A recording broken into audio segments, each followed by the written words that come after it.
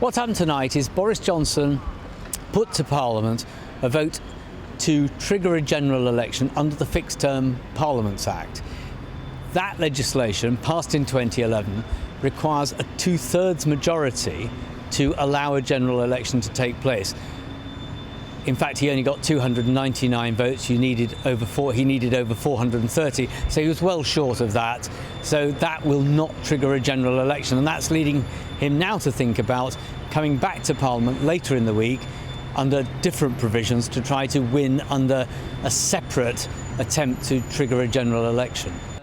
Boris Johnson's need to find a way of triggering a general... What happens next is tomorrow he's going to return to Parliament, and this is a sort of ongoing drama, to try again with a short piece of legislation to have a general election on December the 12th. So this is to override the provisions of the Fixed Term Parliament Act by having a new Act of Parliament, if it goes through, that would set a particular date, December the 12th, to hold a general election.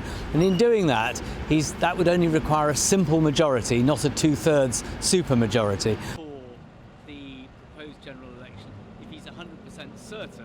The Liberal Democrats and the SNP want their own date of the 9th of December, which is only 3 days earlier. They think that would be just that bit further away from Christmas, and it would allow students to vote because they'd still be at college where they might not be towards the end of the week. These are minor changes. I'm not sure there's that much in it really between these two dates. But the Liberal Democrats and the SNP want the 9th of December. Boris Johnson's going for the 12th of December, and it will be interesting to see whether tomorrow he puts forward one date, perhaps it's amended back to the other. Well, that's possible.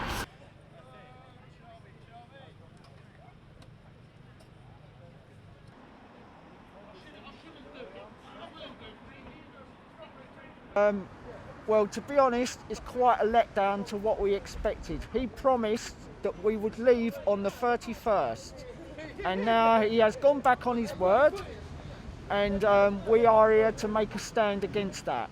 Well, almost expected, isn't it? They'll keep delaying. They can't stop delaying it. They're in a mode of delay, continual delay, and delay. What worries me is that Europe is introducing censorship laws. They want to introduce censorship laws. Many laws are in the pipeline, and so there might come a point when we have no freedom of speech to carry out, to insist that Brexit is carried out.